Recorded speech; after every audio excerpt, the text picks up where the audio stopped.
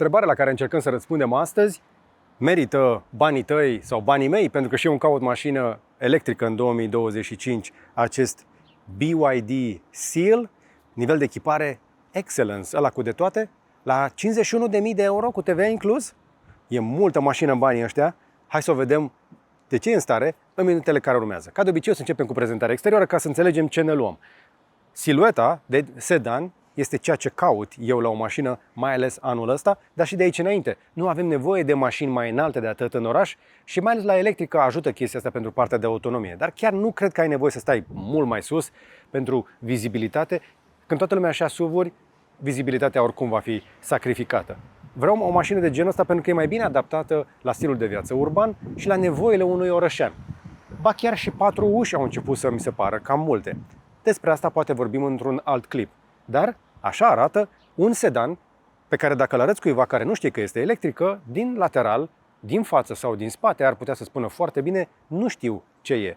Cel mai probabil, mulți dintre cei care văd acest clip vor afla poate pentru prima dată despre marca aceasta BYD. În Europa nu vom mai vedea scris Build Your Dreams, că de la asta vine, dar vezi aici BYD mare pe bară. Odată ce vezi bara, să recunoști și această siluetă încă o dată de sedan, orientat mai degrabă către piața europeană, cu o atitudine așa să zicem sportivă, dar o singură grilă de aerisire aici, de ventilație, care în momentul ăsta funcționează pentru că este pornită climatizarea. În rest nu o să o auzi, pentru că e electrică. Tocmai de aceea nu era nevoie de altă răcire aici în față, are doar o cameră pe bară și mai are mai multe camere de jur împrejur pentru a vedea 360.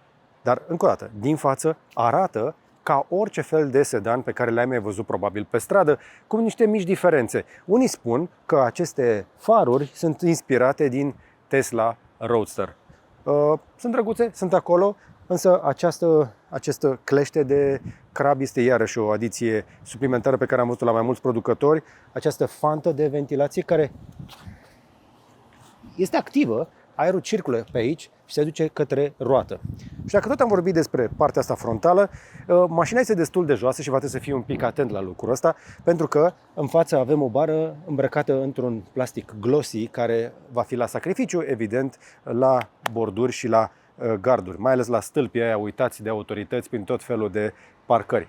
Dar mie îmi place mașina mai mult din lateral, pentru că arată corect, arată încă o dată ca un sedan. Și chestiile diferite pe care o să le observi sunt, în primul rând, aceste capace, ornamentele de pe jantele de 19 inch, după care această inscripție cu BYD Design, care este doar o chestie de design, nu are nicio funcțiune practică, dar mai ales pragul acesta cu această tăietură stil diamant în partea de jos. Mare atenție încă o dată, gardă la sol destul de coborâtă.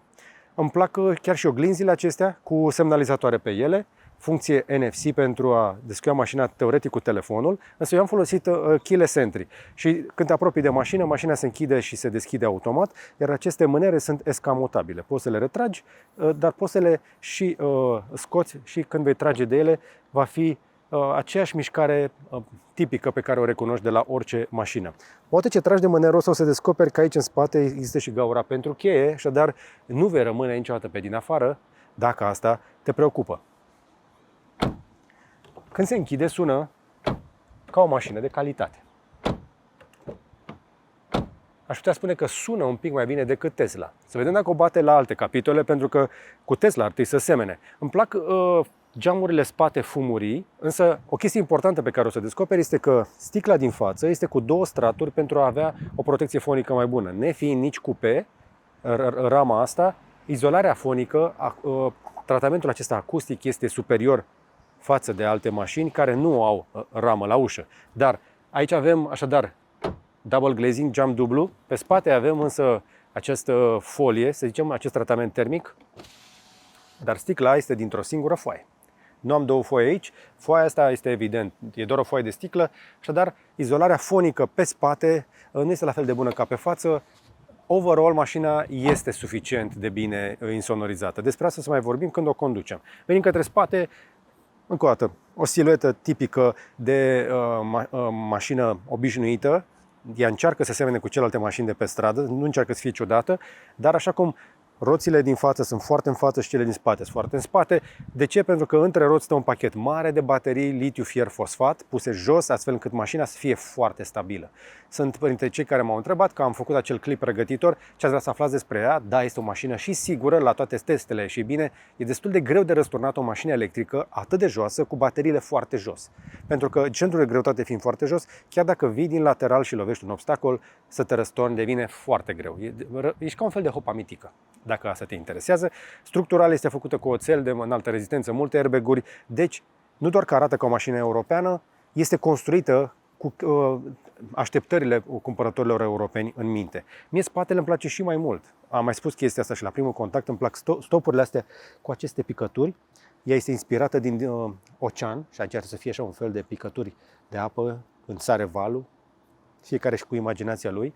Se lungește așa cu o bară de lumină de la un capăt la celălalt, iar bara asta ar avea teoretic aici niște chestii de ventilație care sunt fake. La fel de fake cum sunt și aceste difuzoare care teoretic ar să funcționeze pentru stabilizarea aerodinamică, dar ele de fapt simulează niște evacuări, pentru că nu se prelungesc de dedesubt. Chestiile astea sunt doar de design. Și apropo de... Da, mă bucur că sub mașină podeaua este plată și asta o face foarte eficientă pentru că este aerodinamică. Ai nevoie ca sub mașină să fie cât mai plat, mai ales la mașinile astea electrice. O chestie interesantă pe partea din spate, avem acest BYD Seal 3.8S. 3.8S, nu vine de la motor, dar o să se păcălească mulți care o să vadă mașina asta și să zică, mamă, ce motor de 3.8. Nu, sunt 3.8 secunde până la 100. În nivelul de echipare elegant, mașina asta are două motoare, sare de 500 de cai și ar face 100 în 3.8. Aflăm și asta. Durează o veșnicie până se deschide capacul haionului, dar ai butonul pe bară. Unde e, se va mai murdări. Mai sunt stropi, mai mizerie, dar este vizibil la îndemână, știi unde e. Ai acces către un portbagaj destul de ok, 400 de litri însă, pentru că mult spațiu, din câte îmi dau seama, a fost mâncat de nu știu ce. Aici, da, este un subwoofer de la Dynaudio care ajută la calitatea sunetului. Pe partea cealaltă am doar un buzunar și un mic buzunar din asta. Adâncimea este ok, dar nu vei putea căra chestii foarte mari. M-am trezit pentru că pentru multe obiecte a trebuit să rabatez scaunele ca să le fac să încapă pe lungime, pentru că pentru lățime cam atât avem. Dar sub podea mai există un spațiu de depozitare pentru încărcătorul portabil. Mașina se poate încărca și la prize de 230 de volți și cablul Type 2 pentru a te încărca la prize trifazate. Teoretic, ca să trag 11 kW, eu am măsurat acasă 10,6. Dar se va încărca suficient de repede, adică peste noapte și acasă, dacă ai un wall connector, adică ai o priză de perete. Da?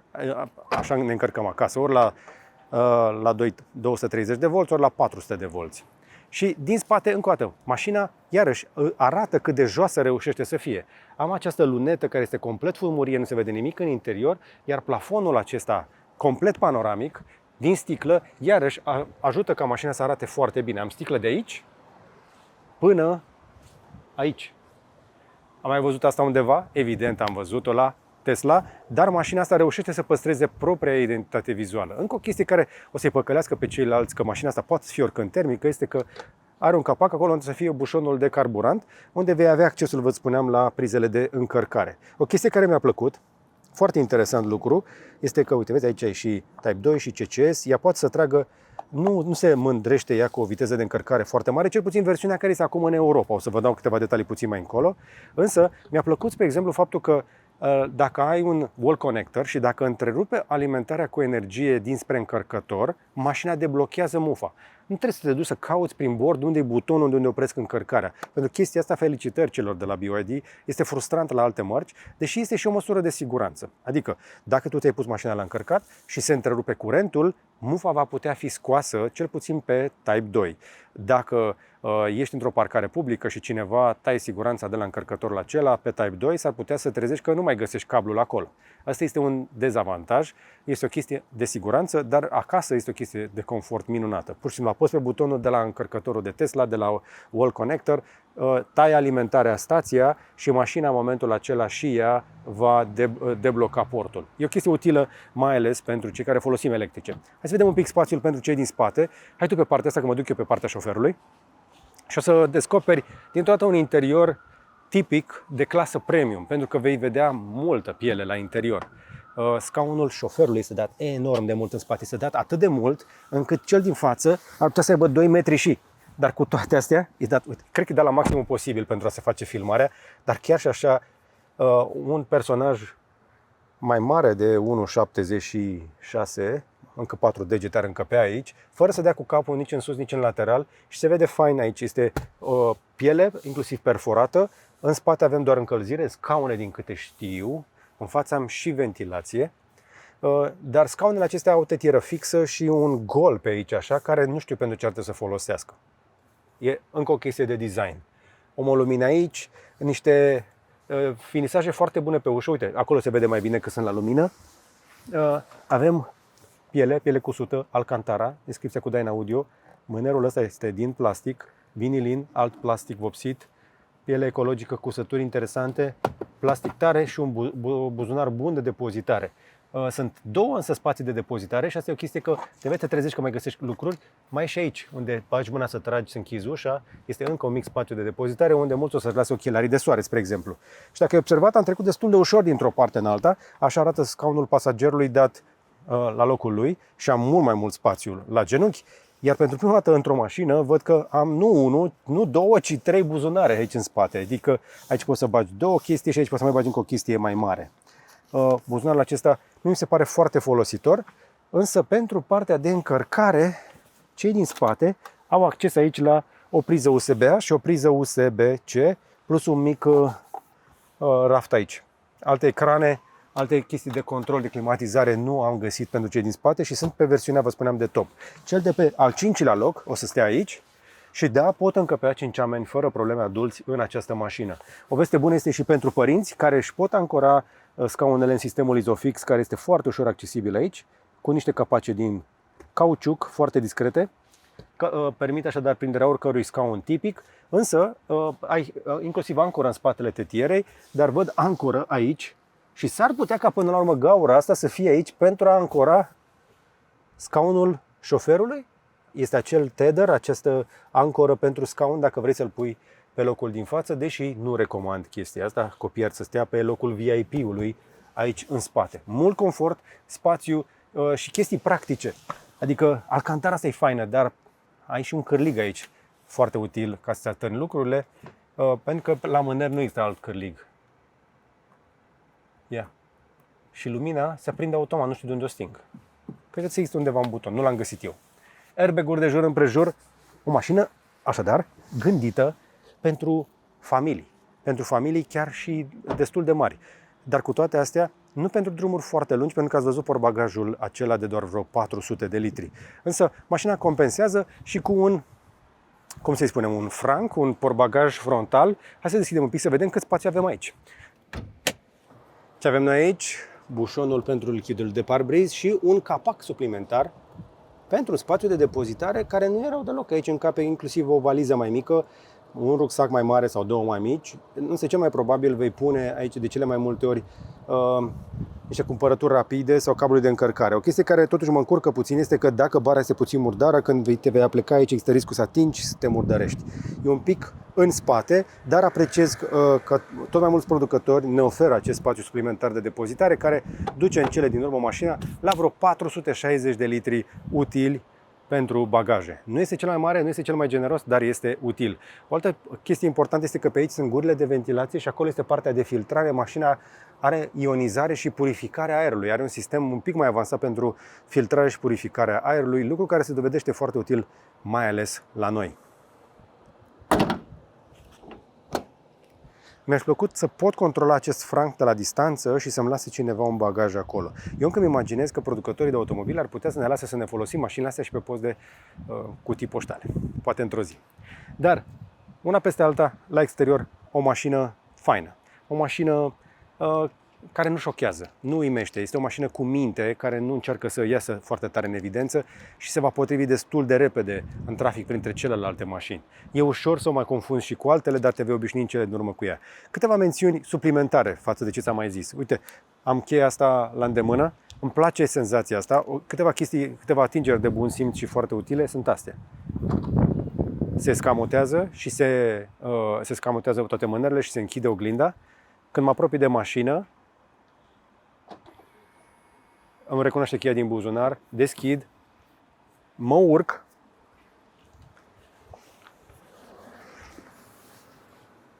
apăs frâna, dau un drive. Please shift into P gear. Și pot să plec.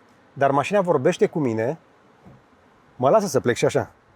M-a rugat să dau în modul de parcare ca să nu plec. O chestie însă care mă încurcă este că atunci când ies din mașină, dacă am dat în drive când am plecat, n-a trebuit să apăs pe start-stop, dar trebuie să dau pe stop înainte să mă dau jos din mașină, pentru că altfel mașina rămâne pornită. M-am trezit, spre exemplu, ieri că am lăsat climatizarea pornită vreo 2 ore, pentru că nu am oprit mașina de aici, de la buton.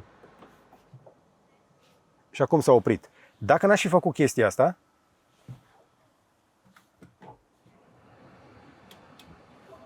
să vă arăt o chestie, mașina acum este on.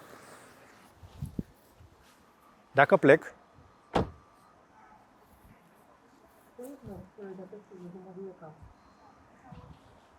mașina vorbește cu tine și te atenționează să cauți dacă nu cumva ți-ai uitat ceva în mașină sau că să atenționeze că ai lăsat-o pornită. Iar eu nu sunt acum în mașină, dar telefonul meu s-a conectat la mașină și a dat drumul la muzică. De încuiat am încuiat-o, dar ea a rămas activă. Interesant, dacă am încuiat-o, totuși s-a oprit. Asta e o veste bună. Iată, câteva chestii un pic îmbunătățite. Trebuie să vă mai atenționez în câteva lucruri. Dacă tot v-am arătat exteriorul, o mică mențiune pentru cei care mai conduc mașini de genul ăsta, mai ales pe partea de test drive. Nu știu de ce interesează pe oameni atât de mult ca la mașinile astea electrice atât de puternice, ca în primele mii de kilometri să o calci așa de tare pe viraje. Mașina asta are deja învelopele făcute muci pe canturi, deși sunt niște Continentale cu contact 6Q de bună calitate, aproape că nu mai au profil pe canturi, pentru că cel mai rău lucru pe care poți să-l faci dacă îți urăști economiile și vrei să schimbi mai des învelopele este să o calci tare și să tragi de volan, pentru că vei pune tot cuplul și toată puterea mașinii aici. Și chestia asta se va toci foarte repede, pentru că avem în față o mașină care, deși arată ca un sedan obișnuit, este o mașină destul de grea. Este puternică, baterie mare și greutate. Hai să vedem cum se comportă toate chestiile astea la condus în minutele care urmează. Revenim imediat, dar mai întâi vreau să vă povestesc despre Todome.ro, o firmă românească de top care redefinește calitatea și inovația în amenajarea casei. De la porți din fier forjat, au multe modele, garduri moderne și panouri decorative, până la carporturi, inclusiv cu fotovoltaice, preferatele mele, dar și porți culisante folosesc doar materiale premium, rezistente la orice condiții meteo și sunt fabricate la standarde superioare. Însă ce îi face speciali? Păi poți personaliza totul direct pe site-ul lor, de la dimensiuni la design, ca să se potrivească perfect stilului tău. Intră acum pe todome.ro, descoperă oferta și transformă-ți casa cu eleganță și durabilitate. Iar eu i-am ales pentru următorul meu proiect și tocmai de aceea îi recomand cu toată încrederea. Până să plecăm de pe loc, voiam să-ți arăt chestia asta. Sunt într-un spațiu destul de îngust și îmi place foarte tare cum văd camera 360, imaginea 360, care este destul de bună, dar să ai cameră în bara față, mi se pare atât de 2025. Și acum dau reverse și pot să văd iarăși unde să dau cu spatele. Chestia asta este foarte faină, iar rezoluția este excelentă. Pe parcursul duratei mele de utilizare, eu nu am folosit ecranul în mod vertical și o să vă explic de ce. Pot să fac chestia asta oricând, am inclusiv buton aici, pot să dau așa. Și softul se ajustează, inclusiv camera. Doar că în modul vertical merge bine softul mașinii. Problema este că softul mașinii de la BYD nu este ideal. Arată fain vertical așa, mi se pare util dacă se va îmbunătăți sensibil partea de programe și de aplicații din interiorul mașinii. Pentru că, în rest, în cea mai mare parte a timpului sunt tentat să fug la Android Auto. Și în momentul ăsta a pornit singur Android Auto, iar mașina mi-a comutat automat în modul landscape. Ecranul acesta de 15-16 inch mi se pare foarte, foarte fain. Mi se pare extrem de util să ai ecran mare, mașina m-am obișnuit deja cu chestia asta, doar că uneori am această senzație că parcă nu e suficient de luminos. Hai că parcă se mai ajustează. Se mai ridică? Aș putea să mă intervin manual, mici ciudățenii. Dar softul de bază al mașinii, chiar și comenzi vocale, uite, cam așa arată navigația standard a mașinii. Nu mi se pare spectaculoasă, sincer, adică nu știu ce să zic. Hai că dau un pic mai luminos. Așa arată, e destul de basic. Am căutare însă de pe Google, pot să văd stații de încărcare, dar nu. Și atunci mă întorc aici, Android Auto, și în Android Auto, vestea bună este că în 16:9 am cel mai mare Android Auto pe care l-am văzut vreodată. Mașina știe să comute înapoi pe partea de camere când fac viraje, spre exemplu, după care Congestion ahead. în câteva secunde va comuta iarăși. Și acum, dacă tot ieșim noi un pic să conducem mașina, astea sunt primele chestii care trebuie să te obișnuiești, da? Intri în mașină, spui centura, dai în drive și ai plecat. Ai un butonaș aici pentru partea de drive și după ce ai plecat, observi chestia asta. Îți setezi lucrurile, îți dai play la muzică, lucruri de felul ăsta. Pe Android Auto este familiar, nimic ciudat, mai ales pe ecranul ăsta mare. Dar după aceea, observi chestia asta. E destul de liniște, cu excepția sunetului de la aerocondiționat, cu care încă nu mă împac. Este și asta destul de complicat. Să apăs aici, nu am butoane fizice și am un meniu. Am ce să mai fac încă o dată și mai luminos. Hai, luminositate maximă. Așa. Și fantele astea au o modificare dinamică, fac așa un fel de swing, mută aerul dintr-o parte în alta. Mie nu-mi place să-mi bată aerul condiționat către ochi, că mi-o sucă ochiul și mi-l irită. Și de-aia încerc să dau aerul către parbriz și către picioare. Și dacă vreau să fac chestia asta, să dau aici, iarăși, să mă duc la aerul condiționat, vreau să dau ventilația pe 1 și ca să comut pe parbriz și la picioare și s-a făcut și liniște și a ieșit, gata. Deci, am trecut prin mai multe chestii până am plecat, dar vestea bună este că în sistemul de climatizare am această funcție de ionizare și partea de filtrare. Dacă mă duc aici la Air Purification, în cazul în care ceva miroase, apas o dată pe Purification. Mașina detectează cantitatea de particule fine PM2.5 și mi-arată că afară e la nivel de 10-12 și la interiorul mașinii de 5. E cam excelent ce zice mașina pentru exterior. Eu nu bag mâna în foc pentru chestia asta. În momentul să zicem că am purificat aerul, dar este o chestie utilă dacă ai mirosuri sau dacă treci pentru o zonă cu probleme de genul ăsta. Se întâmplă, spre exemplu, pe anumite străduțe din Otopeni, unde nu știu cum reușesc să trăiască oamenii într-o zonă cu mirosul ăla de canalizare, ceva rău pe anumite străzi pe acolo. Când conduci, tu practic asta cauți. Este o senzație foarte faină când mergi cu mașina și este liniște, este confortabilă și este bine insonorizată. Tot mai mult în mașină am ajuns să descoper plăcerea asta de a merge în liniște. Și pe scaunele astea este foarte plăcută percepția asta de confort, pentru că sunt din piele. Aici eu cred că cei de la BYD n-au pus piele vegană, cum pun unii. S-ar putea cel mai probabil ca aici să avem piele din aia de animal. Știți voi că pielea înainte era de animal, acum aici punem piele vegană ca să nu-i spunem vinilin sau altfel. Chestia asta se simte la mână gros, se simte de calitate. Cei de la BYD au înțeles că dacă vor să intre mai ales pe piețele occidentale, trebuie să vină cu un nivel de calitate pe care oamenii îl așteaptă. Așadar, scaune foarte confortabile, lungi, cu suport lateral, perforate, cu sute, cu încălzire și cu ventilație în scaun, lucru pe care l-am apreciat în mod deosebit. Îmi place chestia asta. Scaunele sunt una dintre chestiile faine ale mașinii. Plus pielea de pe bord. Congestion ahead. Plus multe alte lucruri utile din mașina asta pe partea asta de confort. O să laud inclusiv butoanele de pe volan, dimensiunea volanului care este acolo unde trebuie ca mărime, ca dimensiune, îl țin bine. Funcțiile sunt cele pe care te aștepți să le întâlnești pe orice fel de volan zilele acestea, partea de multimedia și de apeluri pe dreapta, partea de condus pe stânga. Eu am descoperit, spre exemplu, că dacă vreau auto hold, parcă nu merge întotdeauna, dar dacă apăs o dată când urc în mașină pe această funcție de... Roadwork ahead on Strada Nicolae Carantul from Intericredit to Interiglie. Ok, dacă îi dau așadar pe partea asta de autopilot, ține banda, dar și ține distanța și la semafor face și un auto-hold, va frâna față de cel din față. Partea asta de regenerare este un pic ciudată la mașina asta, o să vorbim și de lucrurile astea, dar eu nu vreau să fac neapărat o review clasic, ci vreau să mă uit la mașina asta din perspectiva cuiva care poate n-a mai condus așa ceva înainte și la ce să te aștepți de la o marcă de care probabil nu ai auzit suficient. Eu cred că trebuie să te aștepți în primul rând la chestia asta, senzație de liniște și de confort de mașină premium. Da? Scaune confortabile, spațiu, volan, finisajele astea de pe uși de care vă spuneam, un ecran mare, plus încă un ecran în spatele volanului față de alte mașini electrice care au început să renunțe la turometru, la acest la acest computer de bord, toată zona asta de ecran din spatele volanului. Aici avem o chestie dreptunghiulară care nu este cea mai bună calitate, nu este cel mai luminos și are câteva neajunsuri din punctul meu de vedere. Încearcă să pună mult prea multă informație pe centimetru pătrat.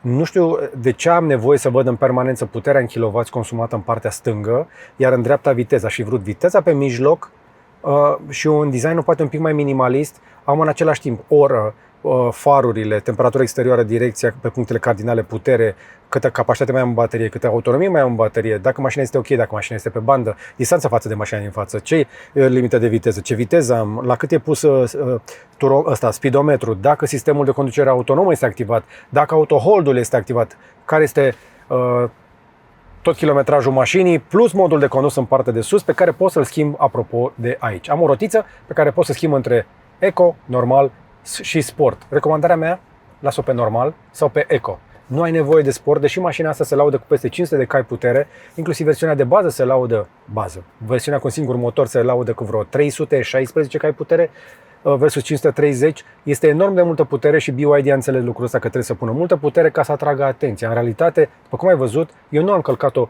foarte tare, deși am sprintat de câteva ori pe perioada testului și da, mașina confirmă accelerația de la 0 la 100 în acele 3,8 secunde, se confirmă, mai mulți au testat chestia asta, este reală. Și asta în condițiile în care mașina nu este ușoară. Mașina asta are aproape 2 tone 200. Și aici apar câteva lucruri pe care trebuie să le știi dacă ești un pic pasionat și de parte de cifre, de parte de tehnică. BYD Seal este o mașină bună, este o mașină competitivă, este o mașină matură. Se vinde de ani de zile în China. La noi, în Europa, a început să fie prezente, mai ales în ultimii 2 ani, dar chinezii deja inovează și vin cu generația următoare. Mă uit la mașina asta, să zicem așa, ca la un fel de carte de vizită la prima strigare, pentru că odată ce Seal va primi o generație nouă, vom vedea câteva lucruri importante modificate față de generația asta, care nu e rea. Dar hai să zic cu ce plecăm și hai să zic apoi ce aș aștepta de la un Seal 2. Pe mașina asta avem o baterie mare de 82,5 kWh pe tehnologie litiu-fier-fosfat, faimoasele LFP. Bateria asta, din punct de vedere capacitate, pe mașina asta este bună, pentru că având tehnologie LFP, o poți încărca până la 100% în fiecare zi, de fiecare dată când vrei tu, fără niciun stres. Tehnologia asta permite așa ceva. Și autonomia reală, în condiții de condus tipice, va sări cu siguranță, fără probleme, de 450-500 de kilometri. Poți să duci chiar la mai mult de atât, dar realist, indiferent de vreme, 400 de kilometri sunt mai mult decât rezonabili. Când va trebui să opri la o stație de încărcare, nu vei avea cea mai mare viteză de încărcare, cred că se oprește undeva pe la vreo 150 de kW, tot din cauza tehnologiei de baterii de mai devreme. Așadar, câteva avantaje și dezavantaje. Mașina reușește să fie destul de economică. Uite, pe parcursul testului meu, hai să vedem un pic niște date legate de consumul mașinii, energy consumption. Pe parcursul testului, pe perioade de testare, și am văzut că mulți oameni au tras de puterea acestei mașini, chiar și așa, ea nu a sărit de 22,4 kWh. Este un consum mare, este un consum de iarnă dacă vrei pentru o mașină electrică, în condiții de test drive pe distanțe scurte, foarte mult aer condiționat peste vară, lăsat tot timpul pornit. Eu cred că ea poate să facă consumuri foarte bune, vă spuneam, poate să coboare bine de tot sub 18 kWh, ba chiar mai jos, condusă civilizat. Cred că există o perioadă, o curbă din asta de ajustare în care cei mai mulți șoferi descoperă ce sunt în stare mașinile acestea și după aceea se calmează, se liniștesc și nu le mai aleargă la fel de tare, pentru că, în primul rând, mașina asta nu este gândită pentru sport, deși este capabilă să accelereze repede. Problema este că după ce accelerezi așa, de fiecare dată să pui frână și decelerarea aia îți ucide stomacul. Mașina asta, având 2 tone aproape 200, și având accelerația asta atât de puternică, după aceea va trebui să frânezi când la motorul semafor, îți garantez, după 2-3 chestii genul ăsta, ți se taie chef. Nu mai vrei tu.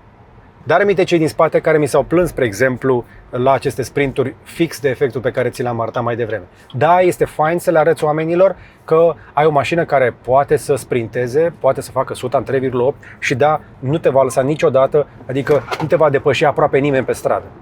Nici o termică nu poate să facă chestia asta, da? Inclusiv atunci când merg în mod obișnuit nu va putea să o facă. Avantajul la o electrică de genul ăsta și așa de puternic este că mai și recuperează energie pe deasupra și bagi o parte din energie înapoi. Dar vei fi penalizat evident când ajungi să conduci așa. Am vorbit de foarte multe ori și la alte teste. Pe mine mă interesează însă dacă mașina asta se poate comporta ca o mașină completă și eu cred că poate, cu acest minus al greutății mari, care cred eu că toată masa mașinii poate fi dusă sub 2 tone, cu o densitate îmbunătățită a bateriilor pe o nouă generație. Dacă se schimbă chimia bateriilor și cei de la BYD sunt destul de avansați pe partea asta de cercetare în domeniul bateriilor pentru mașini electrice, îmi pun speranța că vom vedea ori aceeași capacitate, ori o capacitate mai mare în aceeași greutate sau greutate mai mică. Cred că trebuie să coborâm mașini electrice sub 2 tone.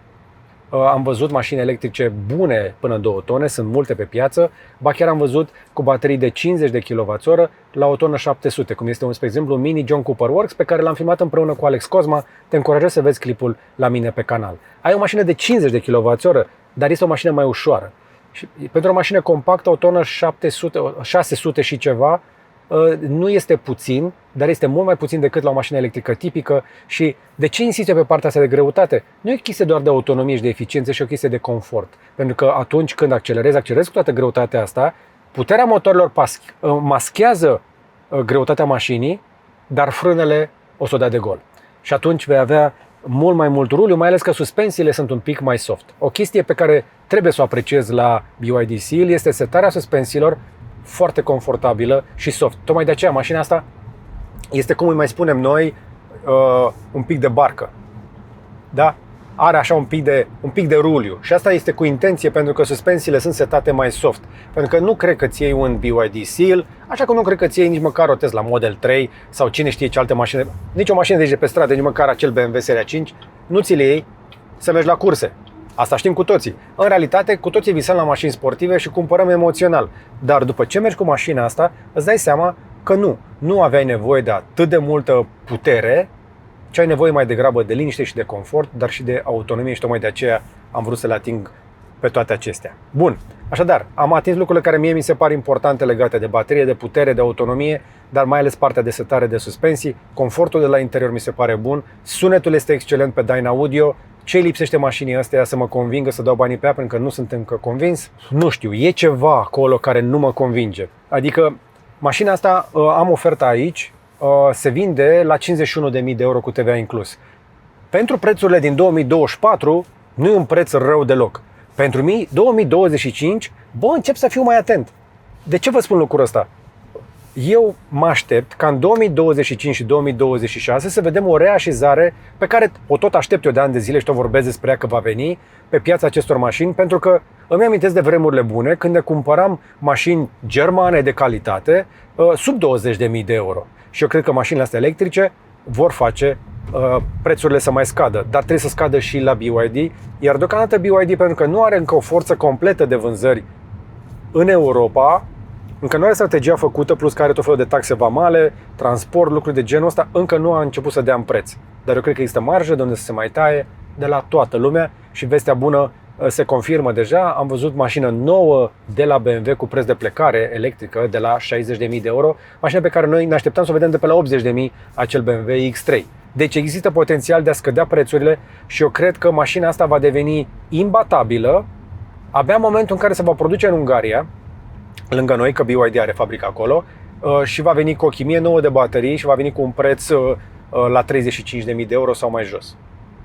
Până acolo ar fi avut nevoie într-adevăr de Rabla Plus ca să aibă mai mult succes, sau pur și simplu trebuie să nu-l mai suporți atât de tare pe Elon Musk încât să nu-ți mai iei Tesla și să te uiți la o alternativă, pentru că pe segmentul ăsta de berlină, de sedan, BYD Seal este singura alternativă serioasă la Tesla Model 3. Dar am văzut că în ultima perioadă am început să meargă bine, inclusiv vânzările de BMW i4, și mașina aia nu este rea deloc. E o mașină faină, dar nu este ieftină, iar la autonomie mai este ceva de lucru. Nu este o mașină gândită să fie pur electrică de la zero. Asta este, iarăși, din punctul meu de vedere, cam așa arată piața pe partea de niște sedanuri cu adevărat interesante. Dar dacă mi-a scăpat mie vreunul, poate veni să spuneți voi mai jos la comentarii și nu insistați foarte tare încă cu Mazda 6, că abia aștept să o testez înainte să mă conving și eu.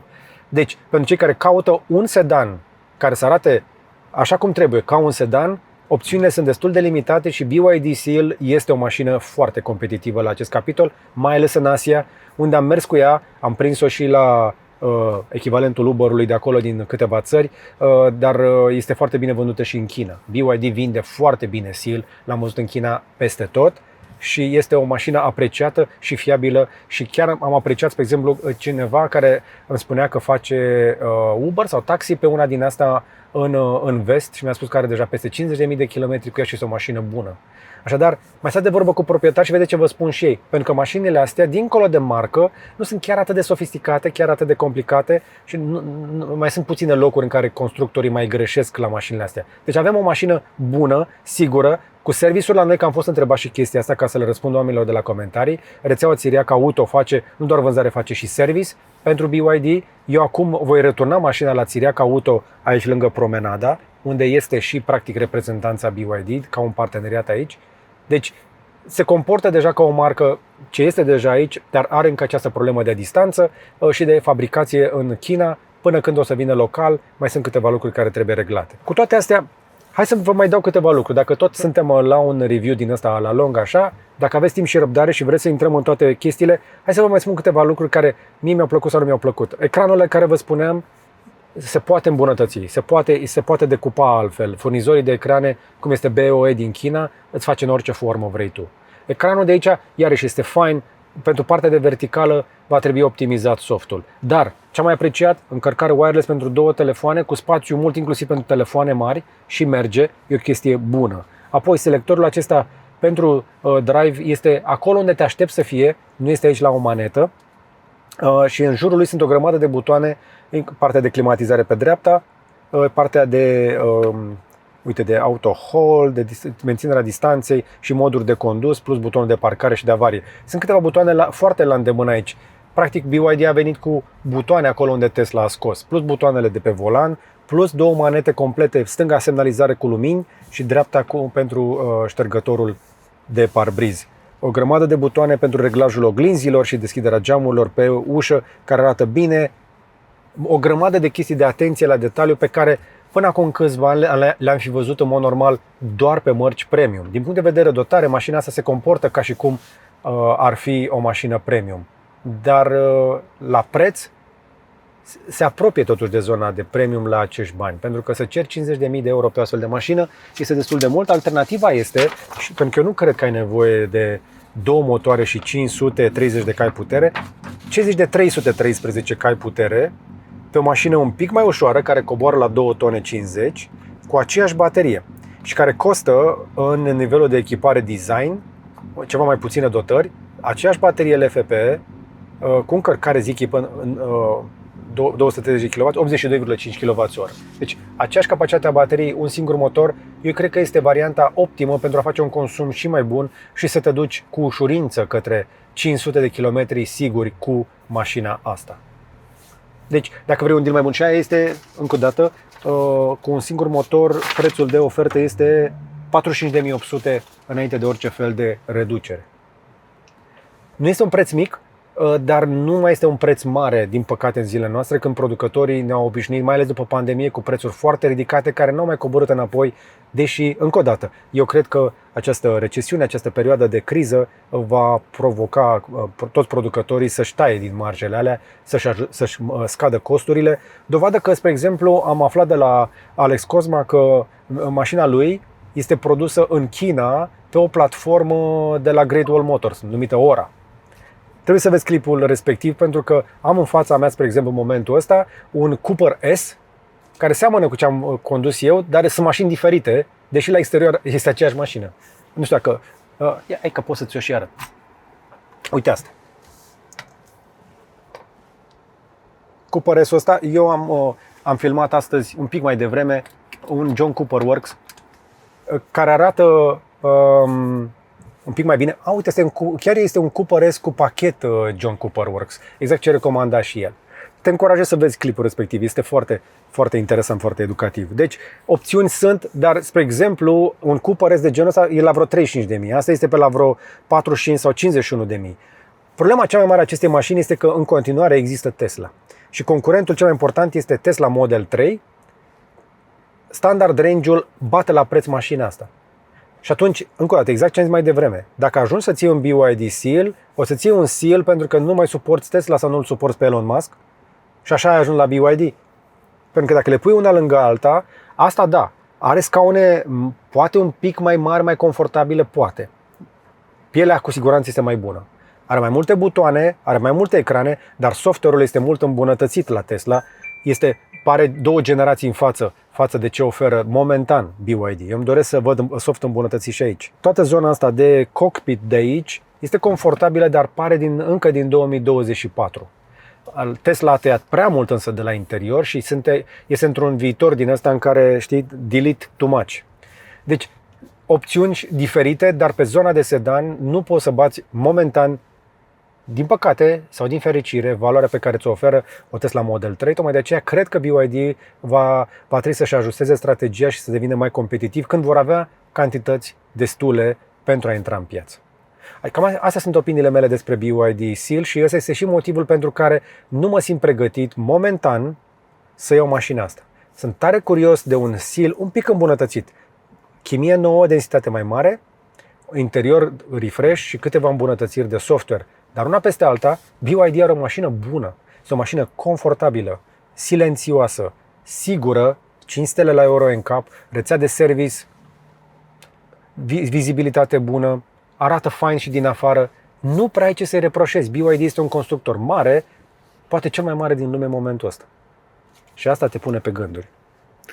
Nu are cum să... Adică, parcă trăim așa în bule diferite. După ce am fost prin Asia în vara asta și m-am întors în România, ce vedem noi pe stradă este o altă realitate. Parcul auto de pe drumurile noastre este o reflexie a ceea ce ne imaginăm noi că arată o mașină bună.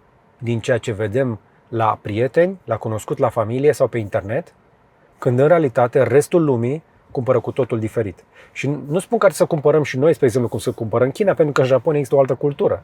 Iar în America altă cultură și cu siguranță în Franța cu totul altă cultură. Dar trebuie să înțelegem un lucru, că ceea ce vedem în jurul nostru pe străzile de la noi, încă o dată, nu reflectă nivelul actual al industriei, numele mari, inovația și valoarea pe care poți să o scoți dintr-o mașină nouă. Așadar, dacă vrei să cumperi o mașină cu cap și cu atenție la valoare, urmărește mai multe clipuri de pe internet, fă-ți tabele, calculează și alege ce este mai bun pentru tine. Treaba mea este doar să le conduc și îți recomand doar ce mie mi s-a părut interesant, cu plusurile și minusurile de rigoare, pentru că, după cum probabil știți, nu doar că nu sunt sponsorizat de industria auto, dar multe companii, mai ales europene, mă boicotează în ultima vreme pentru că mă percep ca fiind un fan Tesla sau un fan prea mare de mașini electrice. Eu sunt aici pentru voi și sper că aceste clipuri să vă aducă vouă valoare, pentru că în cele din urmă, dacă toți avem mașini mai bune, ne vom bucura mai mult timp de ele și o să punem banii la locurile care mai contează și ele, nu să cheltuim atât de mult pe mașini care să se deprecieze sau să nu fie sigure. Știți voi toată povestea. Gata. Nu vă mai lungesc mai mult, am ajuns la final. Alte lucruri importante nu mai am să vă zic, dar dacă mai aveți întrebări, veniți să mi le adresați mai jos la comentarii și promit că intervin, mai ales câte vreme clipul va fi publicat pentru membrii, cărora le mulțumesc pentru susținerea lor. În primul rând pentru voi fac aceste clipuri. Știu că mulți dintre voi vă cumpărați mașini electrice pe baza review-urilor noastre și le facem cu cât de multă responsabilitate putem. Acesta este BYD Seal. Dă un like dacă ți-a plăcut, un share să vadă și prietenii și un subscribe dacă nu ai făcut-o deja. Și pe data viitoare să vă fie numai bine.